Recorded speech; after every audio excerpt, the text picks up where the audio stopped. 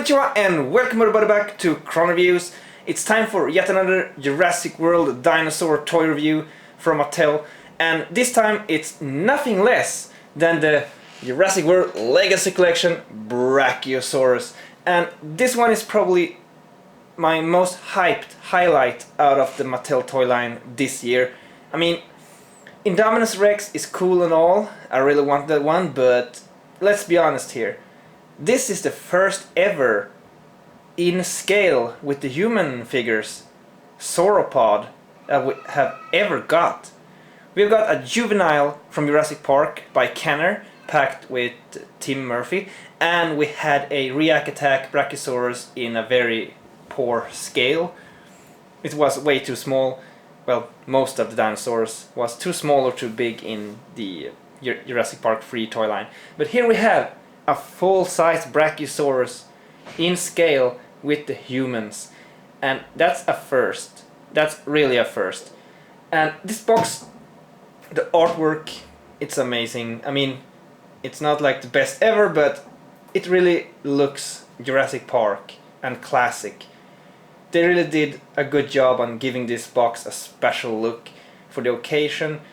And there's the Brachiosaurus here with the design looks like Jurassic World one, but I don't mind. And there's Grant and Ellie Sattler and Hammond and the Brachiosaurus and Parasaurolophus in the background. And here you can see how long it is. 106 centimeter and 42 plus is that inch, probably an inch. And there you can see a kid playing with the Brachio. And let's go. The side is, it says posable, and you can see the neck and the tail can move to the sides. And on this side you have it, same artwork but cropped here of the Brachiosaurus on a big art. This box is definitely a saver because it's really nice. May I say even more so than the Mosasaurus one. But the Mosasaurus box with the submarine pack was a really nice box too. And this is basically the same. And on this side it's also, this side it's the logo. Well, it's upside down now, but well, you get it. And on this side you can see the picture of the kid with the Brachio.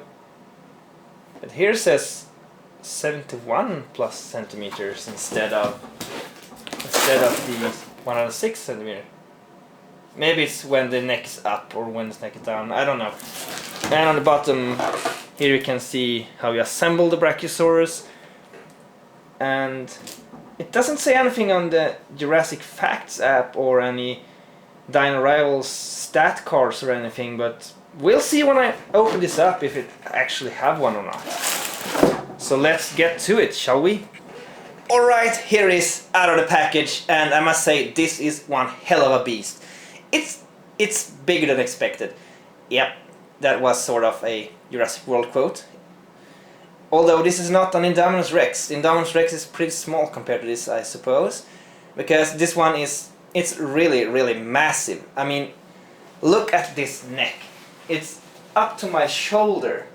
Sure, it's standing on a table, but it's still, I mean, look how far back the camera had to be to actually cover this thing.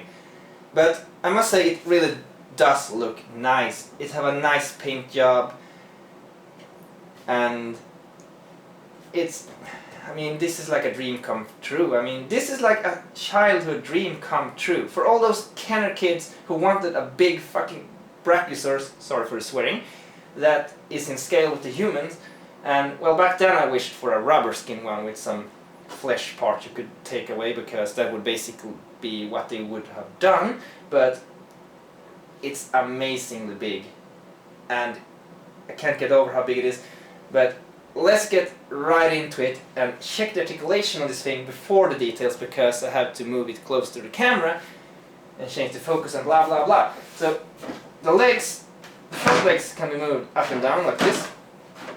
It sort of slots in here and can be moved all the way down here. And the same with this leg. And the rear legs are the same thing, but it's more free movement. They're a little bit loose on that side, but they lock nicely in position, and it's quadruped, so it's not really a big issue. And the tail can be moved from side to side, so it locks there and it locks there, and then you can like make it stay in some middle position. And the neck can be moved all the way down like this, although it looks quite weird when you do that, but you can do it. And you can swivel the neck like this, and then there is mouth articulation. So even though it's not the most articulated dinosaur, it's still, for a herbivore compared to previous lines, all the Mattel dinosaurs are very well articulated, and I think that's a good thing about Mattel. They are doing a different approach compared to Kenner. Their quality control can be very lacking at times, I do admit that, and well, but the articulation is something they win on. And sometimes among all the whole ocean of repaints, they do something like this, something fresh, a new sculpture and something fresh. And I must say it captures the look of the first movie's Brachiosaurus. It is the legs of Brachiosaurus, so I'm pretty much sure it is that one, because the face, the head looks very much like the Jurassic Park one and not the Jurassic World one.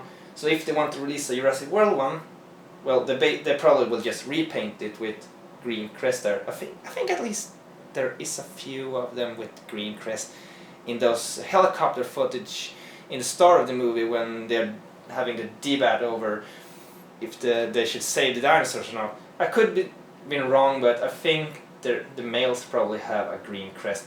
But anyway, the head looks slightly different to Jurassic World. I guess they changed the details a little bit, just like with Rexy, to make it look older, because the one Zia is seeing is supposed to be the one from the first movie. At least so I've heard. And of course the Jurassic Park 3 one would require a total repaint in green and stuff. But it captures the one nicely. And the colors are basically a greyish color, and then there's some brushed color of brown. Instead of having a one-toned single color, flat color on a texture like that, they did some, it's almost like they dry brush it over so that you can see the grey between the crevices in the brown, and that makes it more realistic in a way, because that's basically how we paint dinosaurs. You make gradually toning over to the next color by brushing and leaving the lighter color in the crevices. Normally you would shade darker in the crevices, but when you paint dinosaurs you usually do that thing. I'm not exactly sure why, but it looks more realistic that way. And then there's the brighter color on the underside, and it goes all the way to here and all the way up there. And the lower jaw is a different color. I will get more into detail on the head in a little bit. The legs are one colored, and sadly the toenails are not painted, just like with all the herbivores and all the arm nails on every carnivore, but we are used to that now, aren't we? And here you can see the details of the head, and you can see the paint job being brushed brown over it, and there's black eyes, but that's fine because it have quite dark eyes in the movie. So it's really hard to hold this because the whole massive body is below here, and it's articulated like that, so the teeth are nicely painted, and then there's this nice shiny tongue and inside of the mouth. I must say I really love this, and the details on the back and everything are that way too. You can see clearly here how it's painted. It's a really lovely idea. I mean, it's simple, but it's effectful. And then we have damn, it's quite heavy. Like, here is the Jurassic Facts app. It did not include any stat card, but that's to be expected because it's Legacy and not Dino Rivals. But the scan code is right here for your Brachiosaurus. So I think they should have brushed a little bit brown on the legs too. But I'm just getting nitpicky because it's a massive dinosaur. and they should have painted the toenails. Other than that, I really love it. But the head is probably the most nice thing about it. Let's see, look on the other side of the head. Yep, I love it. And now it's time for the usual size comparisons. And starting off with its own species, here is the little tiny little juvenile Brachiosaurus from the first Kenner line. And it's not much of a comparison, it's just fun to show it off. I don't have the JP3 Brachiosaurus, so that will have to do it with the Brachiosauruses. And then we have the Dr. Grant from Mattel and the Dr. Grant from Kenner. And let's be honest here, I think that actually the Kenner one scales better with the Brachiosaurus than the Mattel one, because this one is actually sort of too big. Unless, it's hard to tell though, because when they face the Brachiosaurus, they never stand like all the way tightly on its leg. They are standing slightly closer to the camera compared to the Brachiosaurus. So it's a bit hard to tell, but it is big. But I'm not bothered because it's cool. Because in toys, kids don't care that much as long as it's close enough. And I like it that it scales with both the toy lines. I guess it's a sort of thing to please fans of both the toy releases from the past and the new ones. And I think that's a good idea if that was what they intended. And if not, it ended up very well anyway. And to scale that, here's a little tiny Velociraptor that's blue right there. So let's get those out of screen and start with the serious stuff. So here is the Thrash and Throw T-Rex, and it looks about right. And the T-Rex is also slightly too big compared to the humans. A little bit. Not by much, but a little bit. So I think it scales pretty well.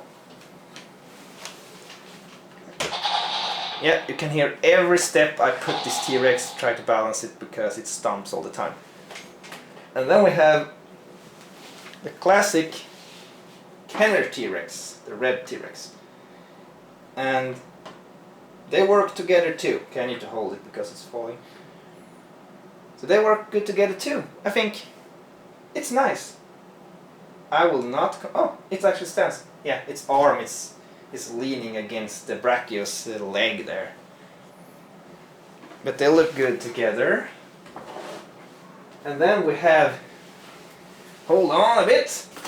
Here it is. Okay. The Colossal T-Rex. Here we have the Colossal T-Rex together with the Brachiosaurus. And the Brachiosaurus body mass is almost more compared to the T-Rex. I mean, they are of course are not in scale, but the Brachiosaurus is the biggest yet dinosaur release out of the toy lines that are in the main line. The Colossal is more like a side thing that's out of scale from the rest, especially since Colossal Blue does not really scale very well with the Colossal T-Rex, because obviously, let's put it more in line with it, truly see how big that Brachiosaurus is. I mean, it's a super colossal figure in its own right. And now, for the final comparison, here we have the Horizon model of a Brachiosaurus, and yeah, I painted this in the Jurassic Park 3 color scheme, simply because I needed a maquette in that color for a fan film project with the Spinosaurus as the protagonist dinosaur. I will get a little bit more into detail with my Jurassic Park fan film project later on when I have a little bit more to show for, but they are close, but Mattel's Brachiosaurus is actually bigger. This is probably what Kenner would base their Brachiosaurus off, if they ever made one. with rubber skin and everything. Since they based the red T-Rex off the maquette, they would have done the Brachiosaurus the same. And Mattel did bigger. It's slightly taller, the body have a little bit more mass, the body are a little bit more thick and big, the legs are a slightly bit longer and thicker. But they're very close, but not quite. But if you put Alan Grant there again, I would say that, well, both scale pretty well though. Yeah, I'm not complaining over the scale. It's just so overwhelming how big it is. And we really need more sauropod. There is the Amargasaurus, but I do really hope for an Apatosaurus. My bet is on the Apatosaurus. They will probably do it eventually. And thankfully enough, it will be slightly smaller and more shelf friendly, because my shelf space is dying. I store most toys in a box. The box over there on the floor with the JP sign on it, with the Mosasaurus on it. And some of them are on the display shelf, so I like put out a few and select. But this one needs to be permanently displayed because I can't put it in that box, it's just too big. But it's still worth having. And I love it. The Brachiosaurus is iconic, and it's a very, very nice dinosaur to have. I think most of the fans actually agree. And I think that's about it. All I can say is I love it. If you can afford it, or if you're lucky enough to find it in retail price, I've paid a few bucks more than retail because I have to get it on eBay, the usual story. We don't have the legacy collection in Sweden. So, but it's worth it. If you're prepared to put an extra buck, get it from eBay. If you are lucky enough to have it in store, get it. Because I highly recommend it. So until next time, take care and sayonara.